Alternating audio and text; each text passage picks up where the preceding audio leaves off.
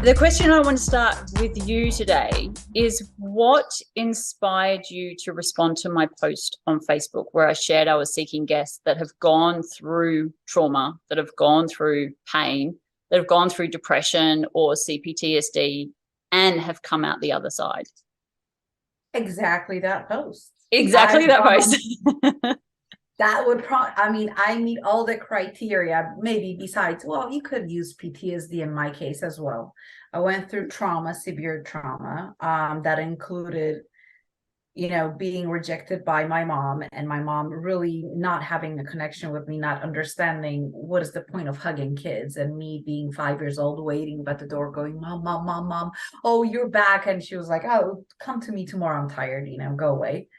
To having my son die when he was 16 months old, and then me going into a very severe depression for 2 years, me being beaten, raped with a gun next to my head by a man who was the father of that son, me running away. So I believe I meet the criteria of people who have had their fair share of experiences and ended up on the other side being happy, joyful, with a rewired brain, not blaming the past, but actually being grateful for all the pain that I went through.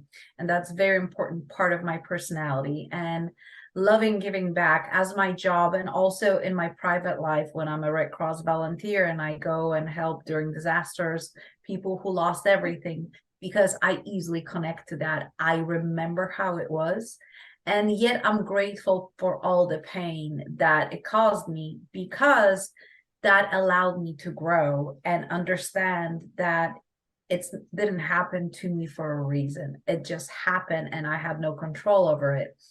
Yet how I experience it and what I do with it is what I have control over.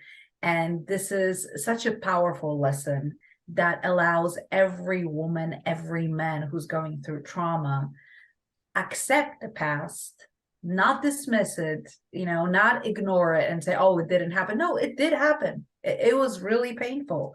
And it was depression for 2 years where supposedly I was walking under cars and I was committing suicide on a regular basis. I don't remember, because the pain from my son's death was so severe that I don't have a memory besides just one sea of pain.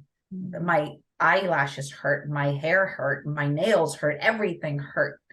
So when I got out of that and I went through my, coaching and my growth and me being so-called brave, which I really despise being called brave and strong, because it's just an instinct to live. It has nothing to do with bravery. You just have a natural physical instinct to survive. And I went through, all my classes and therapists and everything else. I came on the other side realizing that those painful experiences were a gift. And the gift is in being able to acknowledge what happened, yet change that stone. And that's my always allegory: change that stone into a feather, because that experience is always going to be with me. Yet it doesn't have to weigh me down. It can just be there in my backpack, and I can still be light and serve and be happy and be joyful. And so your posts resonated. So I'm like, that's me. That sounds like you. I There was something that you said in all of that, and I didn't want to interrupt you. Um, you said that don't like you didn't want to see your past as it happened for a reason. You saw it as something that was completely out of your control. Yeah. Can you kind of share more around that? Because I struggle with believing that everything happened for a reason. And yet that's kind of what people generally say. Like the whole new way of dealing with something is we'll believe that everything happened for a reason and it was out of your control. So you have to accept it. But you're looking at it from a very different perspective. Can you kind of share more on that? So the belief for a reason works once in a while when you learn that everything that happens to you is a lesson. It's not a punishment. It's not to hurt you. It's not to bring you down. It's not that you did something wrong. It just happens. So the only thing we have control over is how we react to things and how we feel things and what we do with that knowledge. We don't have control over somebody dying. We don't have over control if somebody's going to get run over by a car. We don't have a control if somebody likes us or they don't. We really don't. And one thing that I've learned and grew to learn is that people, including me, my responses to somebody have nothing to do with that person. It is my belief system that gets triggered by certain behavior. That person is behaving very normally and might have the greatest intent. But for me, some past memory is unresolved, so it triggers me. So if I react and I say, I don't like that person, it's not me not liking that person. It's me realizing now, as I'm a coach, that it's something that I didn't work through, because there's nothing to like. That person is who they are. I can enjoy that person or not energetically and their company, but it has nothing to do with liking. It's just you either fit my world and my belief systems or you don't. And that's perfectly okay, because I don't fit a lot of belief systems that other people have. And the idea of everything happens for a reason is a simplification, because it's very difficult. So we were all brought up in religious systems. Religious systems very often, and that is changing slowly, taught people that God will take care of it. Mm-hmm. And it will take away power and belief that they can do something about it from the person who was experiencing something. Now, right now we're saying, yes, God will give you solutions, but you have to do something to get those solutions going, right? I don't believe in God, but I do believe in universe, energy, and science, and everything that I have experienced, including being dead, because I've been dead, and I've been dead for 3 minutes, and I had a very interesting experience being dead. So is it for a reason? No. Did my son die for a reason? His heart, he had a heart failure, he had SARS, he died in his sleep, period. There's no reason for that besides that his body, it was the end of, as my friend says, it was an expiration date that came, and that's it. I couldn't do anything about it. I could have known about it. It just happened. Now, we need closure very often, and there are different ways of having that closure. Looking for a reason is way better than saying, why me? Because to a question, why me, there's never an answer. There's no answer, and it's a loop that just brings you down. But when you look at it, what was beautiful about my son living? Well, I have so many beautiful memories. And because he died, he changed my personality dramatically. Because now when I love, I don't give a crap if you love me back. I'm going to tell you I love you. And I call my daughters that are now 23. My son would be 28 now. Mm-hmm. And I call them every day and I say, hey, I love you. Did I tell you that today? And I make sure that I don't miss a day, because love is the most powerful thing. And he taught me that loving is precious, and you got to love when you can, because that might disappear. So you can say it was a reason why he died. No, that wasn't the reason, but I found a lesson in living as his mom and then experiencing the pain. And I went, okay, what would I do differently next time? What did I take from it? How can I make my life better and people around me? So that was a lesson for me and a gift, because his joy, he was such a happy boy. He was like the happiest little kid with no issues ever, and very helpful, especially when he tried to clean my floor with butter, and he did. And then I couldn't clean that for like, I think a week. I was trying to get that butter off that floor because the floor is full of butter. Because at that time, he used to, shine with special chemicals. He used to shine the wooden floors. And he didn't know where the chemicals were, but he saw butter. So, he decided to do that at 14 months, I think, when he was walking. And I realized that every moment is precious. And that changed me, because I was young.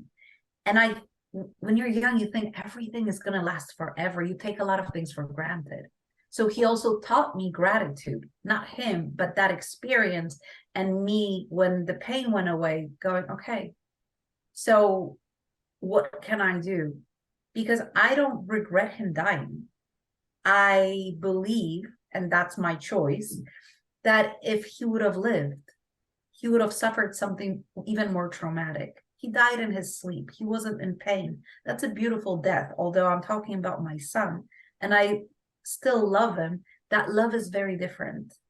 And I allowed his soul, his being, just to go. I'm not holding on to it.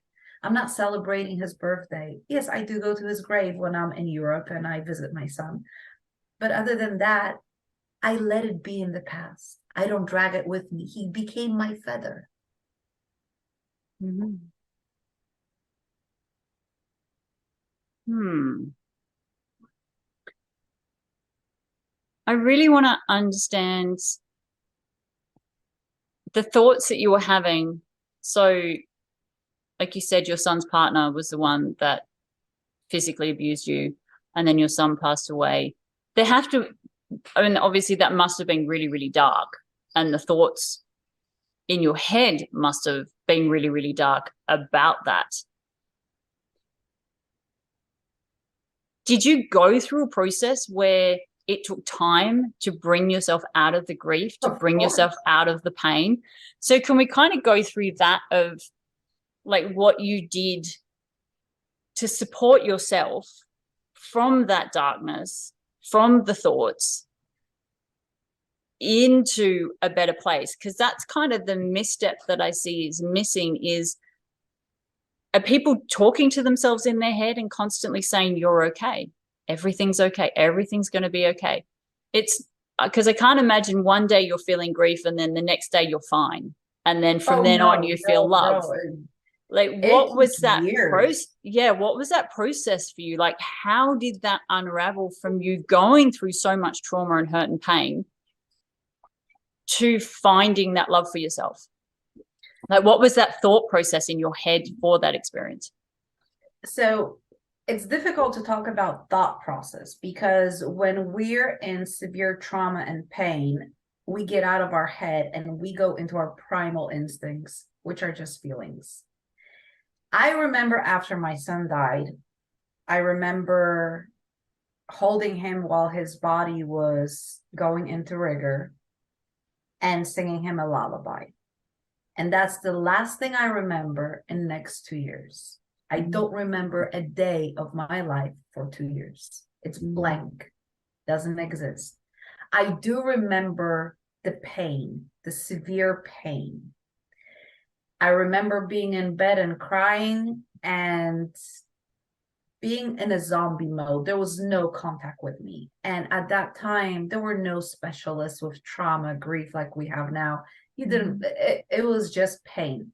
I was told that I was always tied to somebody because I would do weird things like walk on their cars and try to jump off bridges and everything. So I was always tied to somebody when they took me outside. Don't remember that. I do remember the severe pain and just pain. And I know now that it lasted 2 years, but it was just this big dark hole with nothing. And one day, I lost a lot of weight. I don't know where the tears came from because at one point you just stop crying, you just feel pain. There's no more tears to cry. And one day I had this tiny little inkling of a thought. If I'm suffering so much after a son who was 16 months old, my mother will not survive this if I do something to myself. And that was the moment I started crawling myself out and I asked for help. I got a therapist. It was a very bad therapist, to be very clear. And she was the therapist that I went to after I ran away with my son from the abusive partner. And I remember her before my son died telling me that live for your son and he will give you the strength. Please do not ever live for anybody but yourself.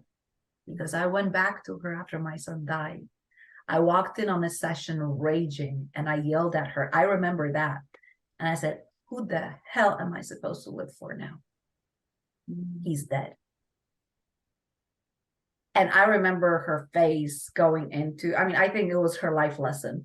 I'm hoping it was that she never said that to anybody else. And as a coach, I really, really discourage living for anybody, for your children, husbands, whomever. That's a very, very bad idea. In any case, so I've decided that I got to do something. So the first step was, obviously I didn't work for 2 years because I was unable. So the first thing was getting out and noticing that there's a world. So it was relearning daily functions. What do you do when you get up? How do you find a purpose? Well, to be very clear, there was no purpose for my life. My idea of my identity was I was being a mom to my son, that I saved myself from an abuser. So it was a very strong identity, right? Yeah. There was a hero element in it. So, okay, well, we're going to start with making breakfast. And that was the first thing I achieved. I made myself breakfast. Then I started getting back conscious sense of taste and smell. I'm sure I had it before, but I don't remember. My mind blocked it out. So I started feeling, okay, this tastes good. Oh, I feel the wind on my face. This feels good. So when I started going out, still looking like, I just ran away from a homeless shelter, because clothes and how I looked was absolutely nothing that was important. Dirty hair, taking a shower. That took about 2 months for me to get back into a healthy routine. And when I started going out, I scared the living crap out of everybody, because my therapy, because again, there was no available therapy, there was no book you could read, people didn't talk about it, was, hi, my name is Dominica, my son just died. Hey, super quick message before we get this show underway. We all know that every show, every channel on YouTube thrives on likes and subscribes. So please like and subscribe and hit the notification bell, and make sure you share it as well. I would really appreciate it. Yeah, I would really appreciate it. I don't want that just to be a generic message. I would actually really appreciate it, because I want my channel to succeed. So I think that's it. That's all I wanted to say. I said it was a short message. So let's get on with the show. Thank you. Bye. Mwah. What happened was people would run because they wouldn't know how to react to that information, what to do with it.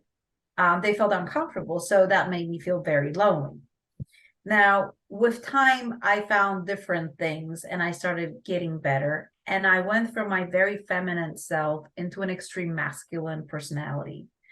I became this overachiever, power woman, working with men, cursing, and just, hey, I can do anything. And I did. I achieved at work everything you can imagine at that time a woman could achieve. I worked with presidents, vice presidents, prime ministers, European Union. Hey, you ask, I had it. I was in media, and then I would come home and cry.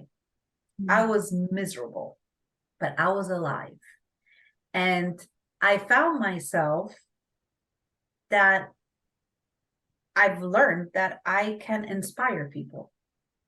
Now, obviously, I couldn't be as raw with the story as I could have been. But step by step, because of what I was achieving, people didn't know the backstory. People would admire me. Now, did they admire me for who I was? Probably not, because I was a piece of work, just to say the least. I was not the nicest person.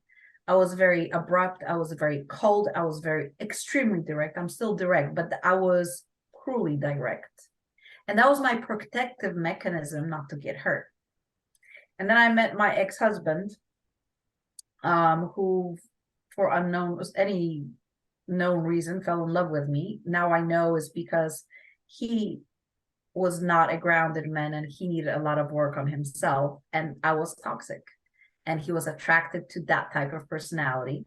So I, started learning to be in a relationship, and I had my 2 girls, and that was another flip. I had twins. I was told after my son that I could never have kids, by the way, because I had hemorrhage and because I died. And they said, you will need years of therapy, hormone therapy, and this and that before you have kids. So me trusting the doctors, double check always. I had unprotected sex with my husband, and I ended up with twins. Yeah. So that was a panic attack because, and it wasn't easy either because my twins unfortunately had, for about 6 months, they were under on special mattresses because they would forget to breathe. So I would save their life at least 3-4 times a day. So that trauma came back. Yeah. And it then was when I said, okay, I can't handle this on my own. And this was the time where coaching started showing up. I already knew I don't want a therapist. I already knew I didn't want a psychologist. I'm like, let me try this. A friend said she tried with something and it worked. And it was a blessing because coaching, the one that I've experienced and I practice, is based on the fact that you have the ability to find all solutions within you and you know the answers. It's just because of your emotional blocks, trauma, or situations, you just don't see it clearly. And the way I coach and the way I was coached, the questions allow me to see the answers, what I want. Now, what you want, it doesn't, it's going to be what you're going to have, because then you got to work on it, right? You realize what you want, and now you got to get there because you're somebody else. If you want love and compassion, you cannot be running around yelling at people, because that will not create love and compassion, no matter how much you try. So then you got to learn how to react differently, learn why you're reacting this way and how you can change that. And that was my journey. It took me about, after my son died, 12 years before I stopped crying hearing the defibrillator. I hate that word because it's hard to pronounce, not because it is. Any movie and any ambulance I would hear, I would start crying. It took about 12 years for that to go away. So it stopped being a trigger. I'm perfectly okay now. I've resuscitated people. I'm okay. Nothing comes back. It took a lot of work. Now, if I would have known then what I know now, I would have just went to somebody who would do EMDR on me a few times, and a few other techniques. And instead of 12, 15 years, it would have taken a year or two. I mean, the knowledge that we have about human brain and how neurotransmitters work and neural pathways and your brain works and how it changes blood flow and how you can get better without medication with the proper treatment and techniques. Gosh, we are so lucky that this exists. We can help so many people not go through what I went through. And trust me, you can be happy. There's not, it's your choice. Suffering is a choice and happiness is a choice. The only thing that's not a choice is pain, and pain is necessary. Pain tells you that something is wrong, and you got to acknowledge it and feel it. If you don't, it will come back and it will bite you in your butt when you least expect it. So feeling feelings and accepting them for what they are is crucial to getting better. Pushing them down is not going anywhere.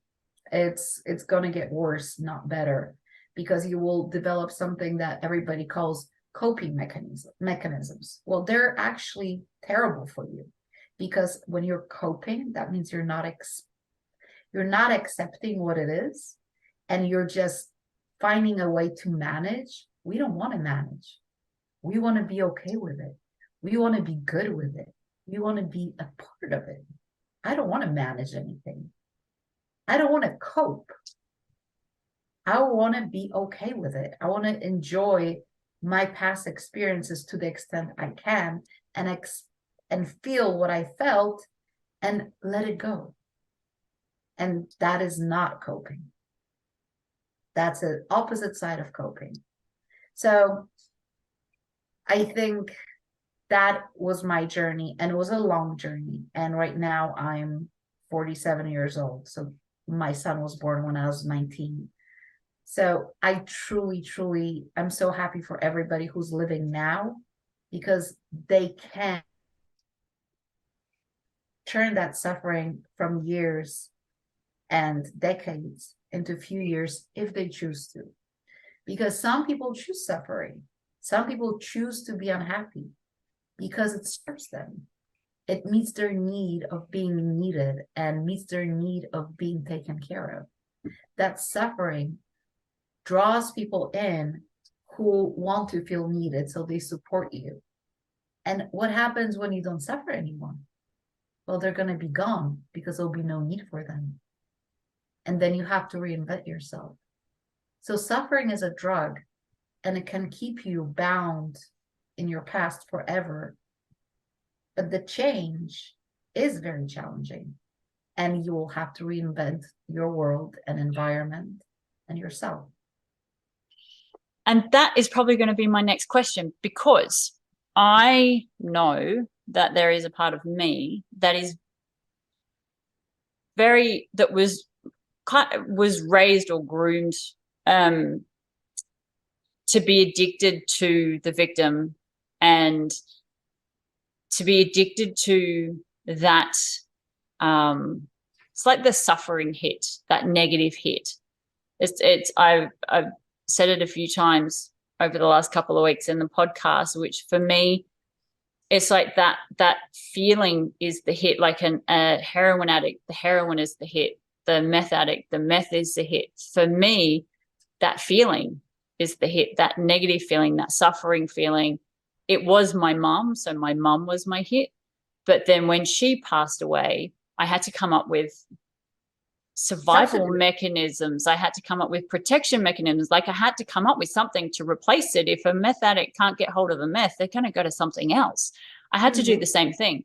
And for me, it was because like when my mom passed away, she was my base. She was my foundation. She raised me, seeing her as my person. And it's interesting, before I got on the call with you, I was talking to my daughter about money. And what I just said to my daughter before I sat down to do this, I said, whatever you do, never rely on another human being for money. And she looked at me and said, is that because when they're gone, the money goes too? And I said, yes. If you rely on somebody else for money and that person goes away for whatever reason, whether they pass away or they just decide they don't want to know you anymore, all of a sudden your income stream stops. But you don't know how to make money. You don't know how to generate money because you've been relying on that person. And that's also what my mum did, was she raised me to rely on her. And the suffering, it's really hard, because you said suffering is a choice. And I look at that and I go, oh, I kind of agree, but I kind of don't, only because I'm in this right now, like this suffering place. And as much as I try to not go down that suffering rabbit hole, as much as I try to not have the negative thoughts or to not feel into the suffering, it's just such a habit, and it is such an addiction that. But that's also a choice. Kind of. It doesn't. It's funny. It doesn't feel like it's a choice. Oh, it doesn't have to feel. Being a meth addict doesn't feel like being a choice. You have to do it, but it is a choice. Addiction is placed in a certain place in our brain, and it's kind of interesting what you said about your daughter. And I have a question for you. What would happen if she would rely on somebody for money, and at the same time, she would create her own income and her own learning? What would happen? Because the moment we say, don't do this, don't do that, we are protecting ourselves from pain. Your behavior is learned behavior from pain. You just passed it on to another generation, which means that in our society and how men and women are built, men are providers. If she's unable to make him feel that she relies on him, she's not going to build a good relationship. That's actually a really good point. And I'm going to have a conversation with her about this and say, honey, so remember when I said this? I may have been having one of those moments when I was wrong, because I've just had a conversation that made me where, so I was on one side of the pendulum, and my pendulum went all the way over to this side. And I'm going to say there's a balance in between. Earn your own money. Absolutely. and be open instead of closing the door. So thank you so much for saying that, because you're right. I did put a protection belief into her in that minute where I said, don't rely on anyone. And that is what doesn't allow us to go in our feminine, because feminine is not fragile.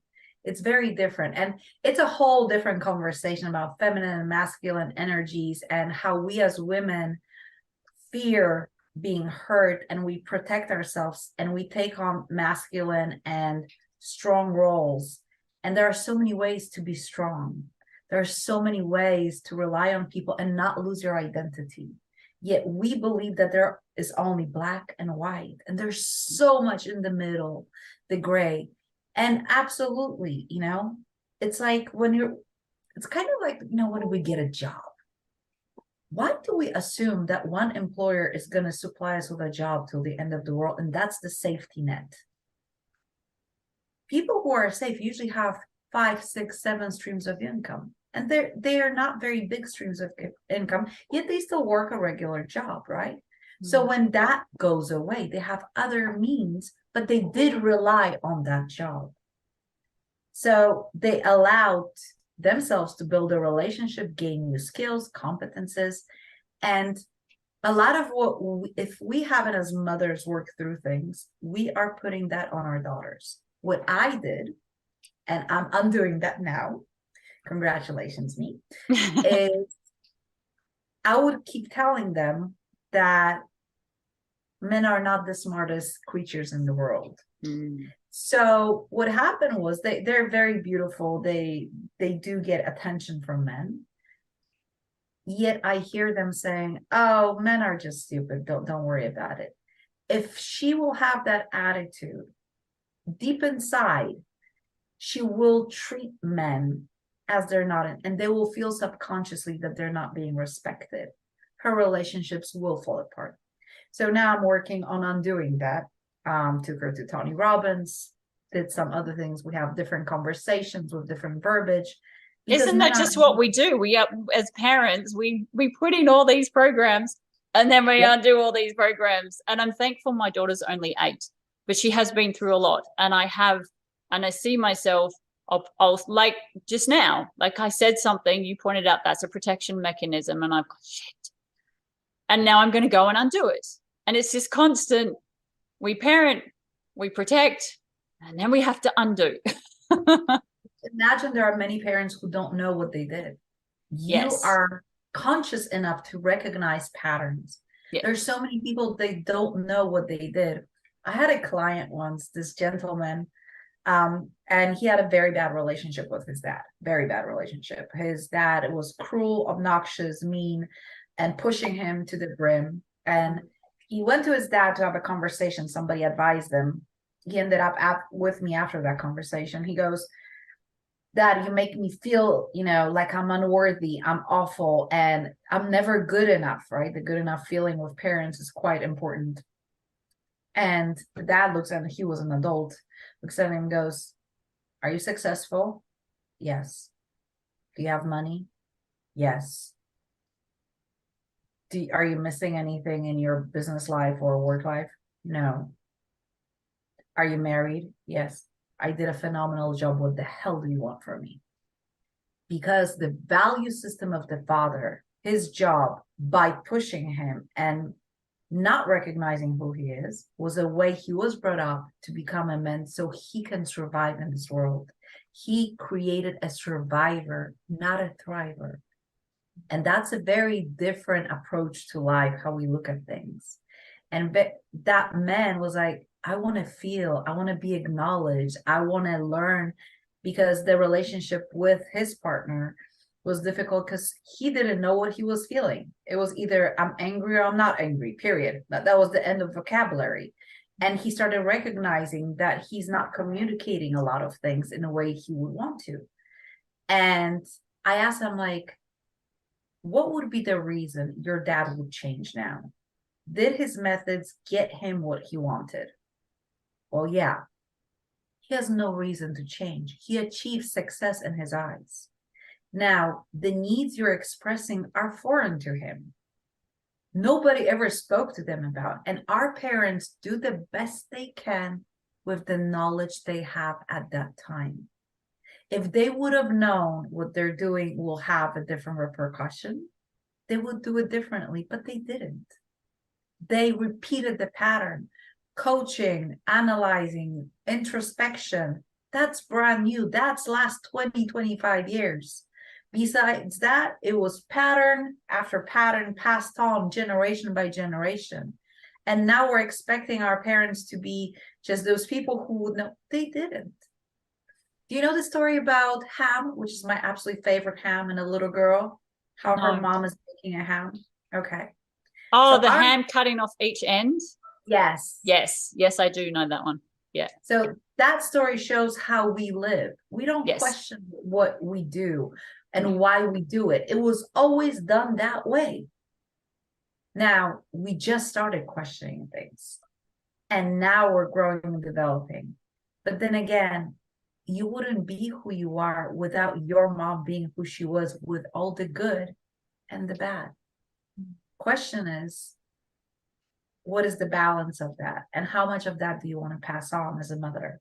And the question, the same as for me and any other mom, right? How many of these are your stones, not feathers? How many stones are you packing into a backpack of your daughter? Are you giving her feathers or stones? Lack of trust towards people who are going to provide for her is a stone, because it will hinder other relationships. And more likely than not, we do this more often than we think. Yep. I didn't know that this was going to come up, but something that you said that I'd love to talk to you about is the feminine role. This might seem like a weird question. The feminine role in making money, because obviously the generations are that you went through the war. Before then, women didn't work, they couldn't vote, couldn't do anything. Then, of course, you went through the women's movement. We're all equal. We can do what men can do. Then all of a sudden, women start working, which is great. But now what we have is women are trying to be men. And they're trying to live in a man's world like a man, and earn money like a man, and create like a man, and be in business like a man. And I've always struggled with this part, because there's a part of me that I don't want to be the masculine. I don't want to live in my masculine. I find it very challenging to live in my masculine. I find it very rough. It's harder, of course, being a single parent, because there is no masculine energy earning money or generating anything, being that hunter and that provider. So as a single mom, what is the role in the feminine from your perspective for earning money, for the hunting? Like, I feel like it all needs to be redefined. I feel like we're too far in the masculine, but if we go too far in the feminine, then I feel like we kind of become these useless waifs of women that can't do anything. You just said the key word, which I struggled with many years ago. You perceive feminine as useless. Yes, which is why I brought it up, because I thought you might have some wisdom around this. Feminine is expansive. Feminine is powerful, but not in a way that men are powerful. Our power comes from within. Our power comes from being able to multitask. Our power comes from intuitive behaviors. Our power comes from knowing what to do, even when there's no direction.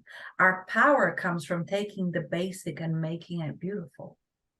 We are extremely powerful beings. And I think one of the things that are evolving now, there are multiple women in the world that are becoming CEOs, and they're searching for a feminine way of leading and for a feminine way of achieving their goals. Because being a woman, a feminine woman, it doesn't mean you're sitting home and cooking. That's the old pattern that you have in your head, and you associate with women who couldn't do anything. It's not. There are so many beautiful villages in our history, European history, African history, South American history where women, and even Indian history, where women are the leaders, but they lead very differently.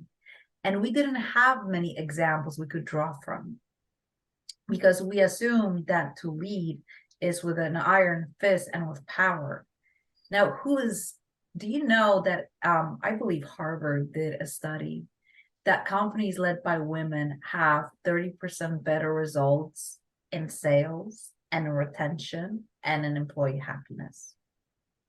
We have the ability to merge, to put together, to find beauty in everything and lift up others, which in itself is a power. Men went to war for women, not because they wanted to go to war. And that's power. But we forgot that we have that power, and we associate only with things we see it on TV. A woman walking by who feels beautiful and feminine and sure of herself, there is not one woman, not one man that will not look at her and be in awe. And she might not be typically beautiful. There is something about the energy that draws attention, that draws crowds. And we used to have crowds of women of different feminine energies who would raise women. We would learn and pick and choose things that we liked about different women and make it our own. Now we have a mom and a dad, but the crowd of women, and the same with the men, the crowd of men that would raise a boy to be a man is gone. We are all on our islands and we're isolated. And we can choose not to be. Again, you can sit and complain saying this is a different world. I've been a manager and a leader for many years, and how I lead now as a woman and how I used to lead in the men's world, they're completely different things. And one thing, empowering women, it doesn't mean that you have to go on a curse. It doesn't mean that you have to be strong-willed and arrogant and just dismissive. That's actually not true masculine power either. That's a weak masculine. That's a man with a fragile ego. Because if a true man walks in who knows who he is, he walks in the room and he commands the room just by walking in. He doesn't have to say a word. Same with a woman. And believing that you have the power to see and to give and receive is your superpower. It has nothing to do with making money or having a job. It is about your identity. And if you dismiss the identity part of being a woman, then you need to create a new one. And the only mirroring identity is a man's world. So you take on that persona, but it's not serving you. And if you assume that a feminine woman, when I started this journey, I thought feminine women are, and that was so annoying to me. Yeah. And on the journey, I invite you to take a look, for example, at what Emma Watson has done. She's a feminine leader, feminine to the brim. Carrie J. Lima, the most feminine leader and the first CEO in all men run company when they bought her It Cosmetics. She's walking femininity, yet she was running and created a company. Another woman that I just met during Business Mastery with Tony Robbins is a woman at 54 created a brand from scratch called Cauliflower Pizza. And she was 54. She had no clue about what she was doing. She just wanted to do something good. The way she leads, the way she talks, there's no masculinity in her. There's no masculine energy at all. Making a decision is a masculine energy, but we're all both, and we can draw from each. It's which one takes precedence and which one is natural, because you can be masculine energy female. There are women like that, and they're feminine energy male, and that's perfect. Be okay if that is your natural state.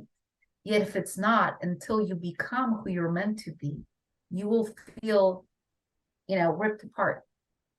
And feminine energy is extremely powerful. And it's not the childish, you know, the laughter, the happiness. Yes, that's feminine energy. But lack of knowledge is not. Being gullible is not. Or that lack of That's power. and lack of power. Women Mm. have huge power. It shows itself differently. Mm. And it's our job to embrace it and enjoy it. Mm. Women don't need to show power, they just have power. Mm. And it's not physical. What we can endure, most men would not survive physically. We're actually physically and pain resistant much stronger when it comes to survival. Yeah. Right? When it comes to stress, etc. There are so many studies showing that our ability to adapt is so much better than when it comes to male energy. And yes, when you need to make a decision, you do need to take some of the masculine decision, but the intuitive part of you, I make now decisions not with logic as I used to. I make it with my gut. And trust me, my gut was never wrong in a very, very long time. We're phenomenal creatures. So I really want to unpack this a little bit more. Okay. Because the part of the feminine that I struggle with, apart from the power, is the money, is the earning. And I get that that is very old, because if I look at the movies that I really enjoy watching, it is like the Jane Austen type movies where you've got the female and you've got Elizabeth and you've got Darcy, and it's that, that the women just become accomplished so they can find a man, and they never have to work and they never have to do anything, and then the man is the wealthy one, and if you get the one that's higher up on the esteem, then you've done even better. And there was one thing I remember my aunt said to me when I was about 13 or 14, which I'm pretty sure she never said to my sister, but she said to me, there's not a, and I'm paraphrasing because I can't exactly remember what she said, but the idea is that you're probably not going to get very far in life. So you are better off finding a doctor or a lawyer or somebody that has money that is going to support you through your life. And I remember hearing that, and I look at that now and I look at the impact of what these tiny little statements can actually be to a human being. Like, we grab hold of them and go, oh, okay. Which is why as soon as I get off this call, I'm going to go in and have that conversation with my daughter, because I don't want her to hold on to that rock for the next 30 years and go, my mum said this to me once and it's totally created my entire life. So I'd really like to, I don't know how to unpack it or how to talk about it, but that role of the feminine and money, because the belief in movies and in TV and in society and in generational, the whole man is the hunter, woman is the nurturer. Back in the day, the women never did anything and the man was always coming in. And then you look at all the Disney movies, Cinderella and Snow White, and they're all these helpless women who meet these men. I'd really love to just unravel that to give a completely different perspective, because I feel like you kind of have, I feel like you've unraveled that somewhere. Well, first of all, we got to take into account context. Let's look at your aunt. Do you think she had any bad intentions? First question. I don't think she had bad intentions. She wouldn't even remember that she said it. Exactly. So in her mind, how she was raised, what she was doing was giving you the best advice she could have so she can protect you, so you can have the best life possible according to her knowledge at that time. For sure. And one thing let me give you an example of a menopause. Everybody is now, oh my God, menopause is underfunded. Nobody knows enough. We haven't done enough studies, blah, blah, blah. And that's all true. But it's also all true that women used to die by the age of 40, and we didn't have the chance to go into menopause. So there was no really impact. Like some women lived, for a longer period of time. So they would think, that's just because they got old, they lived more than any other woman. Women would die at 35, 40, and you're done, right? If you go back 200, 300 years.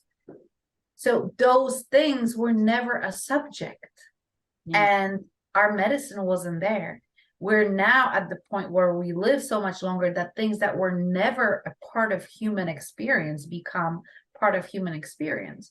So is it underfunded? Absolutely. Is it difficult to, have the knowledge, and is it dismissed? Yes, absolutely. On the other hand, when we had first female doctors, they went to all schools, medical schools taught by men who created certain vision. And then again, there's nothing wrong with that. Let's not demonize those men, because they created that medicine in a lot of places. Yes, they didn't give credit to women, and a lot of other groups of people were not mentioned, and it's white men's world. True. At that time, that was the only way anybody knew how to live. And it was what it was. And there were a lot of phenomenal men who treated their women like queens and princesses. And a lot of men would actually help at home, but nobody would know about it. There were some phenomenal men who protected their women and made sure that they're okay and loved them. Yet at that time, they would usually die by the age of 30 because they were in some war or some other disease would come. So then the attachments were very different. The role of a child was very different. Role of a child, it wasn't that you have one to give them the best life. You would produce children to hopefully one will survive and some of them will work in the field. So, and it's just now that we created pregnancy in a lot of countries as an illness. It's not an illness, it's just a state of being. And most pregnancies are perfectly fine. Some of them go through, problems, then you go to a doctor and you address that. So we are looking everything from a perspective of now, and we forget the context of the history. When we created the feel of a woman, the fainting and weak woman, it was actually women who designed the corsets because they wanted to have a small waist, and the corsets were so tight that they couldn't breathe, so they would faint. That's where the fainting and weak woman came from. It was difficult to breathe. And if you are tied up all the time with all your organs all over the place, you're going to faint. Right? So everything has its place, and it's part of an evolution. We're in a place where men, and we're in a very interesting place because we're now in a societal context where we want to accept everything as normal because we're looking for the new normal. And now everything became normal, which might not necessarily be perceived the same way, in 30, 40 years. If you look at history, there was a period of time where it was absolutely normal to have sex with everything what moves and it doesn't run away. And then it stopped being normal. And then it went to kind of this average, the third, fourth date rule. Now it's, a little bit more restricted. And this go like a sinusoid all over history with everything. That's how we grow as humans. Women got now, and it was what, 1975, when in the US, we stopped being all the words property were removed from all the documents. It's in our lifetime. Remember, those men who were raised by their fathers, they don't know any other reality. This all happened when we were alive. We got voting rights 60 years. In some countries, 80. There were some women born that did not have those rights. It's not even a whole generation. So it takes time to adjust, to find new roles and meanings and what we want and how we want it. The availability of jobs, of education, of things that we're able to do. And the equality movement was huge and was very important to normalize certain things. Yet it went the other way around. Now we have a movement for transgender people when it's going to an extreme where a lot of things are happening, and that will normalize as well. We're in a period of transition, and what's happening outside, you have no influence over, but what you feel and how you want to live and how you want to express yourself and who you want as your mentor, you do. How you want to make money, you do. How you want to show up in the world, you do. How you want to express your feminine energy, you do. And who you will attract, you do. See, we use those distractions and we wind ourselves up. The world is like this. The moment you say everybody, everything, everyone, the world, men, women, it's overwhelming. And you need to make it into small bites. You can't eat a whole elephant, right? The beautiful saying, you got to eat the elephant in the bite sizes. And the moment you say all men, then it's you against a whole gender. You can't win. But when you say that man that I've dated hurt me, that's absolutely manageable. All women are looking for their truth. No, I found my truth. I'm not looking for anything. I'm good. So obviously, the moment we use all, everybody, everyone, we set up ourselves for failure. Rediscovering you, what works for you, what doesn't. There's not one way to be feminine. There's not one way to be working. There's not one way to show up in the world. What is your way? How would you like to be perceived? How would you like to feel when you go into the world? How would you like to feel when you come back home? Would you like to take a bath with roses? Or maybe you would enjoy listening to music? Would that put you in a calmer mood where you can relax and take a deep breath? Or maybe you would like to go for a walk and meditate. Or maybe you want to put on a flowy dress and dance in a living room with your daughter. All of those are expressions of femininity, and you get to use it whenever you choose to. So why do we have to exactly follow how the society tells us to go and act? If something doesn't resonate with you, just don't follow it. Create your own world, because who you are will attract other people alike.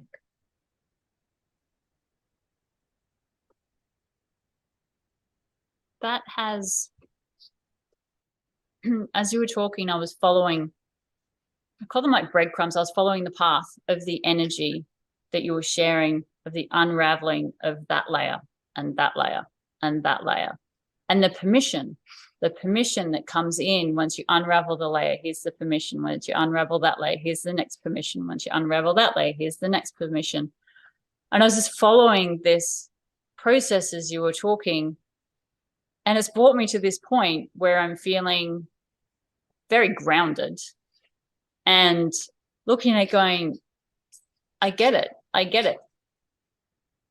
I get that femininity is a choice, and that I get to choose how I'm going to represent myself to the world in that femininity. Just because that person over there has their hair down and has makeup on and earrings and a necklace and rings and high heels and a dress, that doesn't mean I have to present myself to the world in that same level of femininity. I could be in shorts and a t-shirt and still be in the resonance of femininity. And there's that choice. And I guess my journey now is figuring out, how do I want to present myself to the world? And what does femininity look like to me? And how does it feel to me? Not how does it feel based on what everybody else is doing? How does it feel to me? Beautiful. That's exactly what it is. And of course, there are certain things. There's a great exercise where you put on different styles of music. and you allow your body dance however you want to. You can do it alone.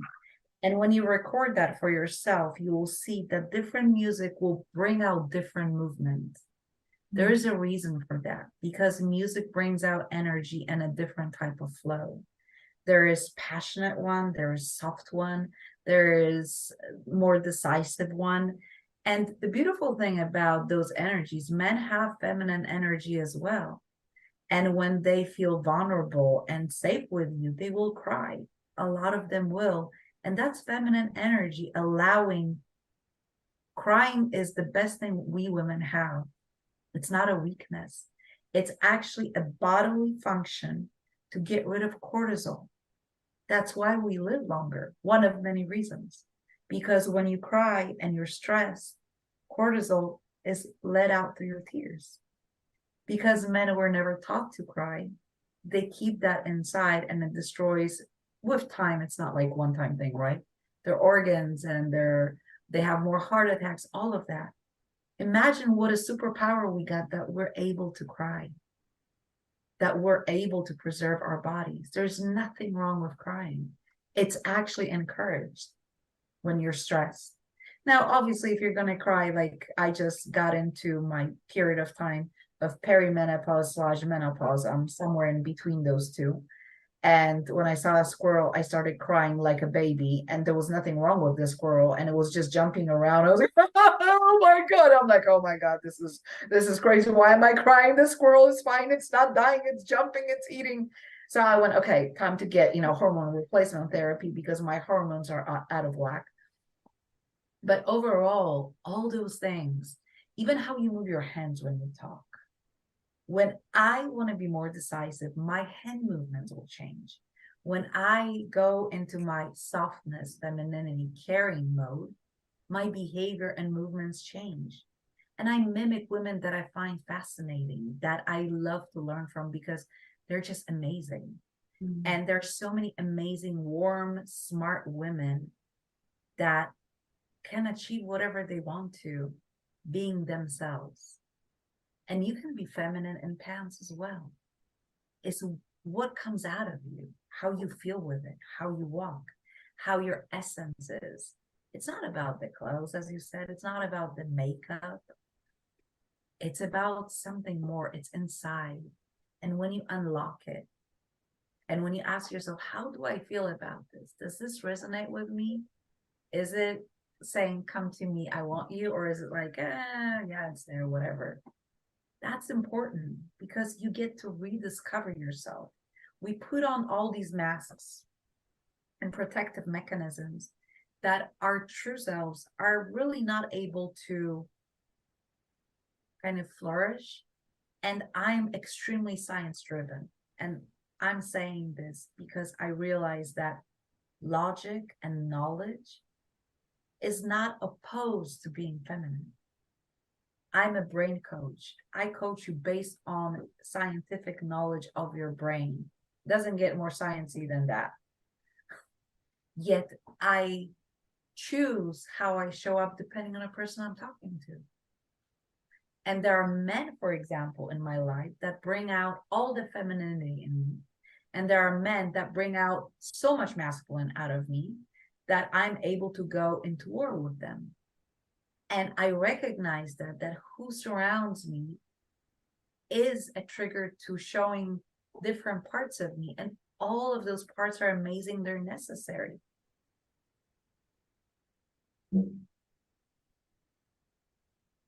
I have to take a minute to just let everything, just to let it all sink in, because it's so much.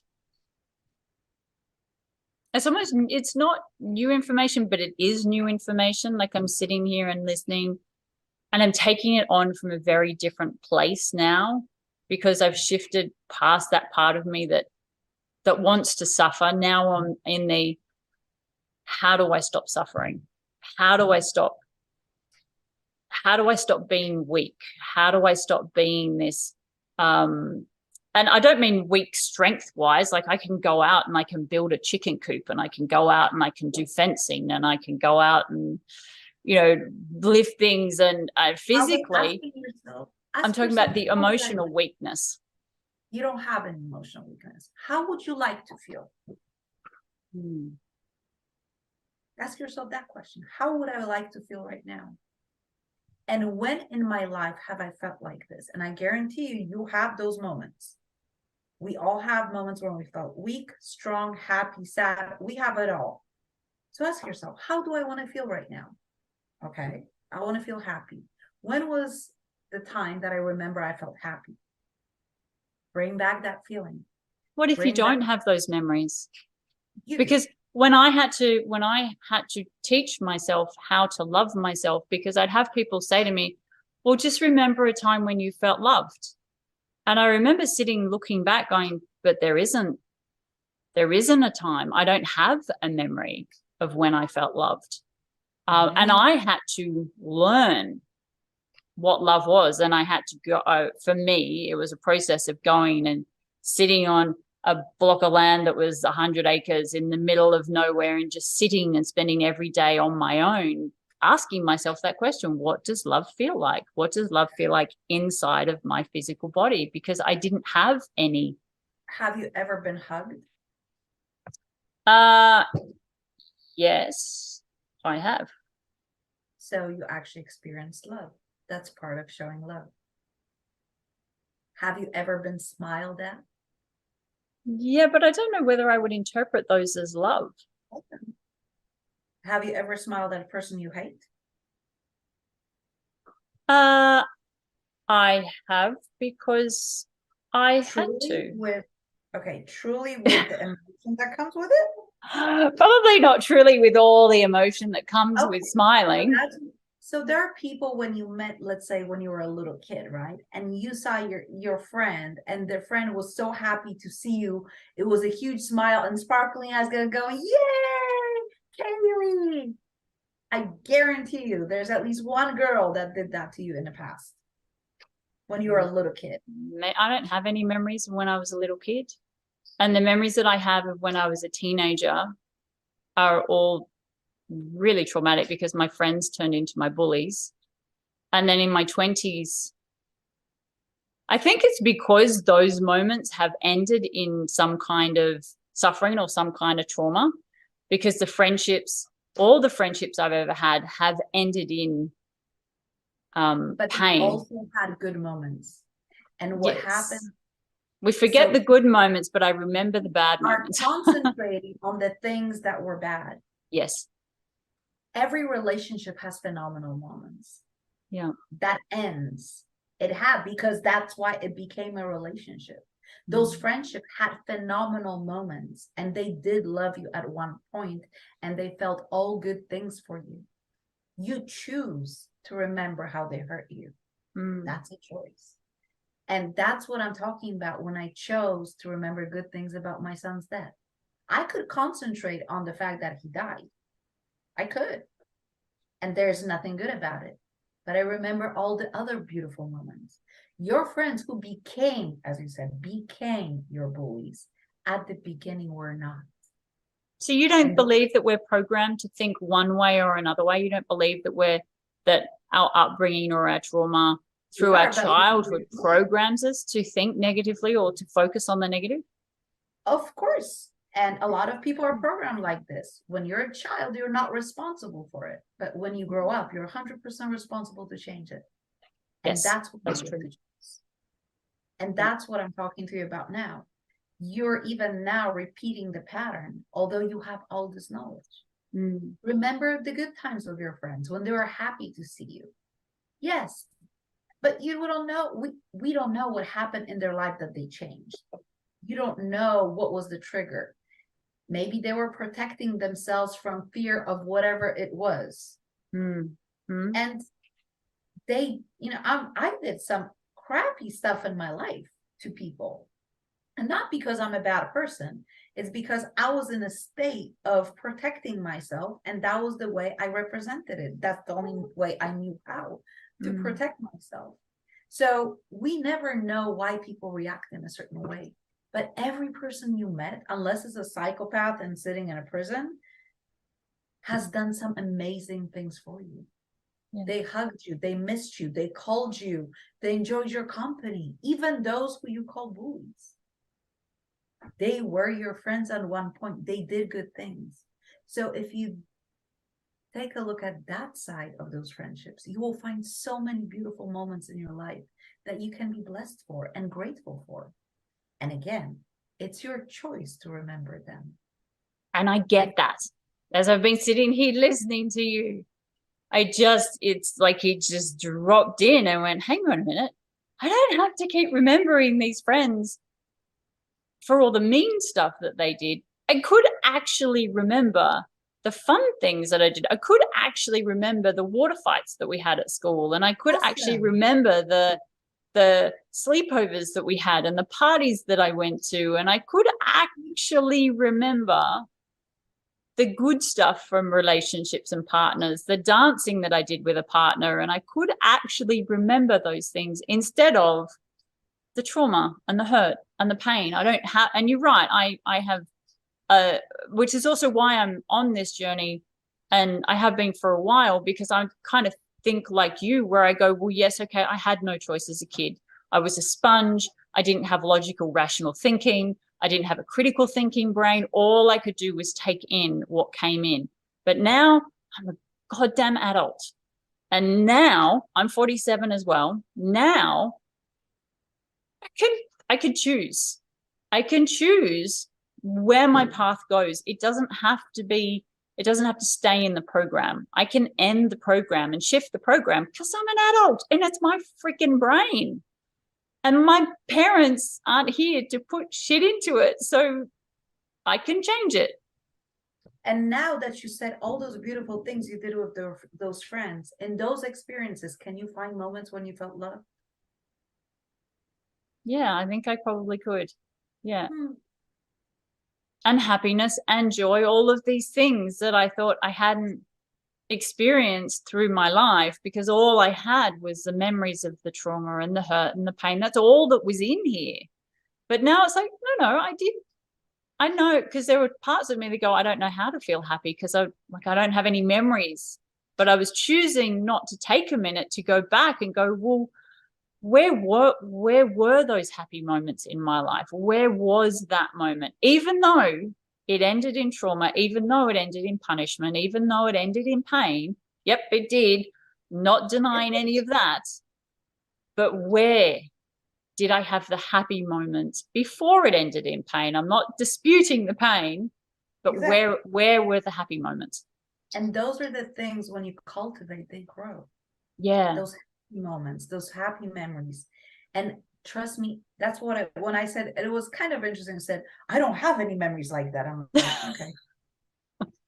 Let's keep talking. Let's keep talking. We'll unravel this and see where we go. She has them in there somewhere. Oh, everybody does. Yeah. Everybody does. But we're so used to thinking one way, that we cannot snap out. That's why coaches are necessary, to ask those questions and you go, yeah, it was fun. And this was cool. And this was cool. And you get to choose where you concentrate your energy on.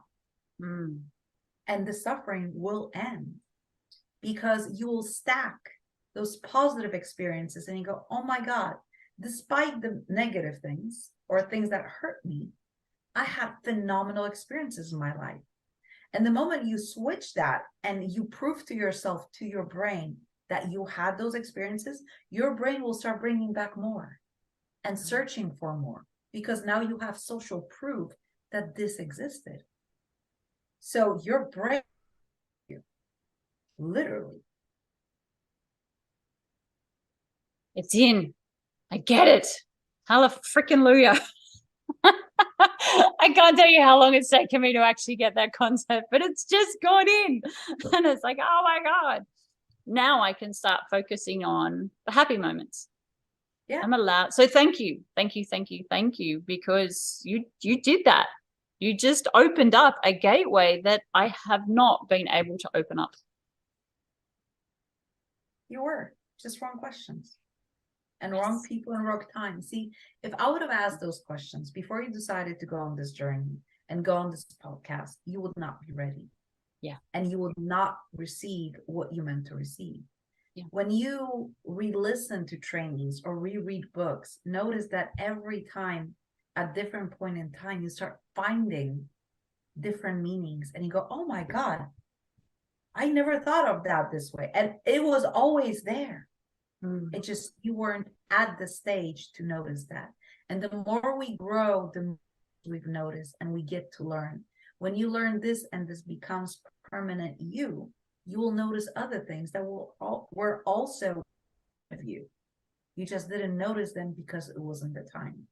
My coach has a beautiful, another one, one of my coaches has beautiful metaphor that we're driving like a mouse in this big dirty car full of all this crap inside and cups and trash and everything. We barely can see anything in front of us.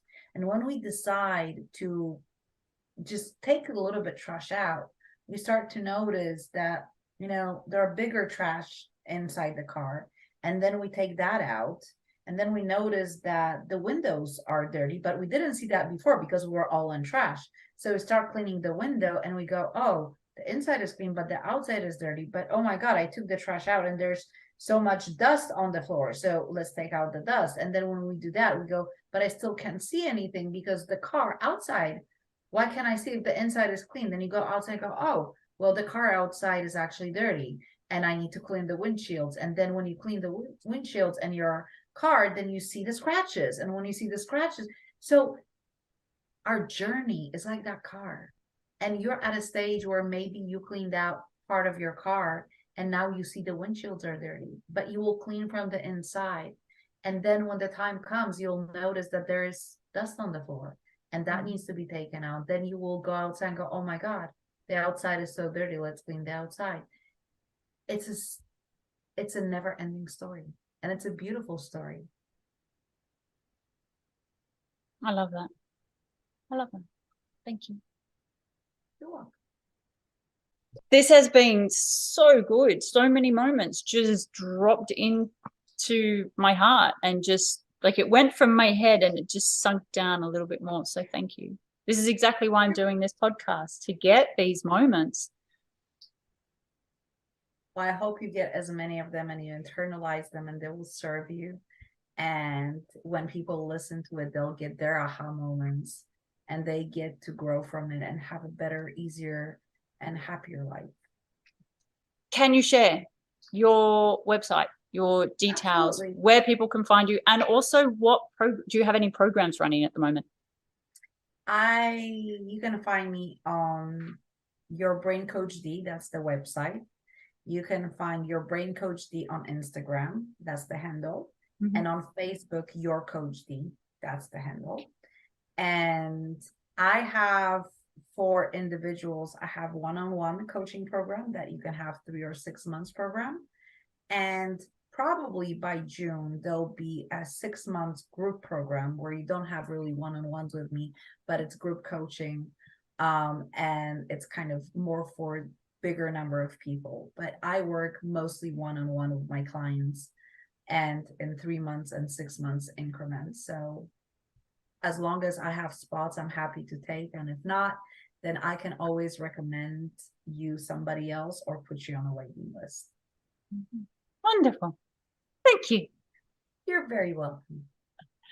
Okay, I'm guessing you think this call has ended, but it hasn't, because I had intended on ending it here, but then naturally, as I think has happened on almost every call, we kept on talking. So there is more. Keep on watching because there's more amazing information that's coming. Might only be about 5 minutes, could be 10 minutes, but keep watching because there is still good stuff coming. How can this person help me through my journey, knowing that it's going to help lots of other people? But the whole point of this podcast is, how do I get from here in the darkness, in hell, in the negativity, to here in happiness, joy, and love? And I automatically know people are going to get benefit from that because there are so many of us over here and we don't know how to get to here. That is very true. And getting that journey is not a short journey. That journey is not an immediate journey. And there are, a lot of things, because every time you unpack something, something else will come up. That's why I've been on this journey for 17 years, because I opened the door when I was 30 and I'm now 47. I did put it on hold for 5 years after my mum got sick and then died. So she died. Well, actually, I put it on hold for the last 8 years because mum got sick and then it took her 3 years to die. And then she died 5 years ago. So I put everything on hold when she got sick. And I also had my daughter at the same time. So the last 8 years, I couldn't do anything. I couldn't. It's just a big. You chose not to. I chose not to. I chose to stay in my bubble and in my grief and in my hurt and in my pain, going, I'm not ready yet. I'm not ready yet. I'm not ready yet. But the knock on my door to do this podcast hasn't stopped since I shut down my TV show. 12 years ago, I shut down my TV show that I had, my online TV show where I was doing this. And the tapping on my head to do this has not stopped for 12 years. So you should have a huge home by now if it was tapping on you for such a long time. I think I might, but I'm finally listening and they're finally going, oh, thank God. She's finally doing it. Well, I'm very proud of you and congratulations on allowing the whole to become, in your head, to become prominent and get you to do things that you want to do. And that's very important, the language you use. Yeah. When we say I couldn't, no, you could. You chose not to. And taking that responsibility, saying, and being okay with that. You wanted to be in your bubble, you wanted to be unhappy, and you have every right to do so. Mm. And you're in the same state for 8 years, right? Mm. And then we choose to be happy. We choose to do something. My favorite, that's my saying, that the best friend of procrastination is I'll try. Because when you say I'll try, you actually know you're not going to do it and it's not your priority. Mm-hmm. Then your brain starts to come up with ideas why you won't do it and finds reasons not to do it and finds substitute subjects. Anytime you say I try, you set yourself up for failure. Stop trying. You either say I'll do it, I won't. That's a good point. And it's such a hard thing to push past the I can't or the I can't, taking the responsibility. I mean, that's another hour's worth of conversation, but the taking responsibility is really hard. I find it really hard. And when you were saying to me, no, you choose, I could feel this trigger going, wanting to come up and go, no, I didn't choose. Bugger off. I would never choose this. Bugger off. I had to really just hold my mouth shut so I didn't get annoyed or angry or react through this very big trigger that was yelling at me from the inside going, I didn't choose this. Life is happening for us, not to us. Yeah.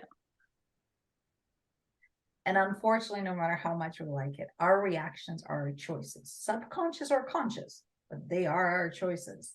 And if I get pissed off and yell at somebody, it is my choice that I allowed that person to have so much power over me that I lost control. Mm.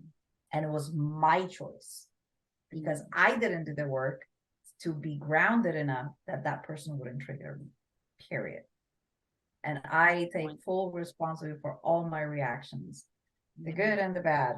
And my mom, for example, was visiting me a few weeks ago, 2 weeks ago. And she triggered, I allowed her, my insecurities and my thoughts and my emotions to get triggered to a point where I lost control and I yelled and I kicked a chair. And I haven't done that in 20 years. I'm like, okay, we got some work to do, Dominica. Obviously, you're not done with some things that are triggering you from your mom. So I said, hey, mom, you didn't do anything wrong. Whatever you said, you had every right to say. It was my bad. I reacted like this. I take full responsibility. And it's not what you said, it's how I reacted to it. So I'll work through it and it'll get better. Now, if the other person chooses to use that as an excuse, that's fine. But they can also choose saying, maybe I should next time word those things differently or react differently, right? And that's how you see your environment. Is that an environment for you? Do those people want to grow with you? Or do they want to just stay in their bubble? And that's okay. They have every right to stay in your bubble. And you have every right to love them and say, I'll let you stay in your bubble, I'll move on. Yeah. Doesn't mean that we don't like them anymore. It's just their bubble is their bubble, and we choose to have different bubbles. We're going to bump your bubble that way, and our bubble's going this way. Yes, and I still love your bubble. You're amazing. You're fantastic the way you are. Just over there. Yes. Yeah. And you enjoy that. When you choose to have a different bubble, let me know. Maybe we can join our bubbles again. Because not everybody is ready. You weren't ready for 8 years, and there are other people who are not ready. Yeah. Such a good point. I don't even know where to go from here. Part of my brain wants to go, you cannot tell me you did not get something out of that episode. And then the other part of my brain goes, do you have to start with a negative? Couldn't you start with, wow, how amazing, that call was so cool. It really was. There was so much in it. And we kept going and we kept going. And there's even more, and they kept going and they kept going and they kept going. It was just, there are so many aha moments. And Dominique asked me, did you, and I might put it in, so it might be in here, it might not, but one of the questions she asked me at the end was, have you had aha moments in every single call you've had? And I absolutely have. And she said, are there any calls you didn't enjoy? It's like, no. I've loved every call. Everyone that I've had has been amazing. Everybody is sharing such amazing wisdom and such amazing gifts, and I appreciate it so much. And this one is no exception. I think the biggest thing that I really want to take away for me is the femininity, is also the choice. Oh my God, the moment where she said, you get to choose, but it's sunk in. Like, people have been saying that to me for years, and I keep going, this is not a choice. I'm not choosing to feel this way. I'm not choosing to be this victim. I'm not choosing the suffering. It's all a program. It's all a program. But then there is this other part that keeps saying to me, but you're a grown adult. Like, you're 47 years old. Like, surely you have some choice in this. Surely this doesn't have to be your reality. Surely you can, in some way, shape, or form, figure this out. And up until that moment where I got it on that call, I really did believe I couldn't figure it out. I really did believe that I didn't have a choice. And then Dominique sharing with me, and me also realizing that I don't have to have the negative memories. I don't have to have the friendships ending be my reality. Let me take these out. I don't need them now. I don't have to have the ending be what I remember. I can remember the fun that I had with the people that ended in trauma, but I can remember the fun, because even though partnerships and friendships and family, even though there's shit there, and that's all I remember now, I can choose to remember the happy times. I can choose to remember the times when I had fun. I can choose to remember the times when I actually felt good about myself. I actually felt worthy. And even bringing that all the way around, I can remember the times when I felt worthy of cooking food, baking food, eating food. Man, that's a distant memory, feeling worthy of eating food. I can, even that, man, that's a distant memory. What a belief to chuck into my brain in that minute.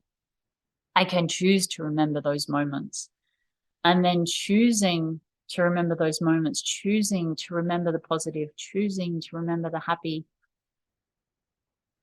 I'm assuming, can't say I've experienced it yet, but I am assuming that that is going to bring in more happy experiences outside of me.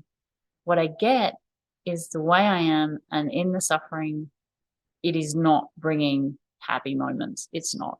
I try to have happy moments, but there's always this underlying feeling of pain and anguish and hurt. But maybe if I start thinking about those happy moments, then the pain and the anguish and hurt will shift. And then I will start feeling happy. in the happy moments because I'm remembering happy moments that happened from the past. That's what I got out of that episode. So, same deal. Please like and subscribe and share. You don't have to hit the notification button. I don't have the notification button on mine because I don't want things popping up on my phone. I'm very selective about what I have on my phone, and videos are not it. So you don't have to press the notification button, but please, if you could hit like and subscribe and share this in groups with people that you know would benefit from what we shared today, because that was so much good wisdom. I would appreciate it. And remember to go to the description below to click on any links. If you want to connect with Dominique, I highly recommend you click on her links and go and check her out. She's a good coach. She got things out of me just by a couple of questions that I hadn't even looked at or thought of. Yeah, I would recommend going and checking her out. And if you would like free mentoring from me, and then you might go, what kind of mentoring can you do? Who the heck are you? You're still in your shit. It's like, yes, I am in my shit, but I am so acutely aware of the shit that I am in. And that is the coaching that I am doing. I am helping people to become aware of where they are, of becoming aware of their thoughts, becoming aware of the patterns, becoming aware of how their thoughts and their patterns are impacting their life. Because that is something I have done, is worked on my awareness and worked on where it all came from, and also unraveled my days aren't spent thinking about my past anymore. My days aren't spent thinking about the negativity. They're spent thinking about, what do I need to do today? What do I need to achieve today? What might happen tomorrow? I still worry and I still stress. But most of my stuff that I'm now dealing with is just the feeling, the residual feeling, gaining my confidence, gaining wisdom, gaining clarity, all that sort of stuff. Anyway, I'm rambling so much, so I'm going to get off. Thank you very much for watching this episode, and you are greatly appreciated in my